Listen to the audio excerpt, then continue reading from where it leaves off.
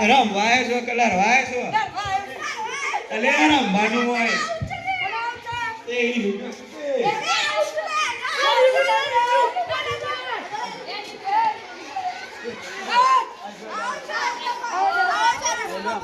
Out out. અમે 2023 world કપની cricket team. આ મારી ક્રિકેટ ટીમ છે.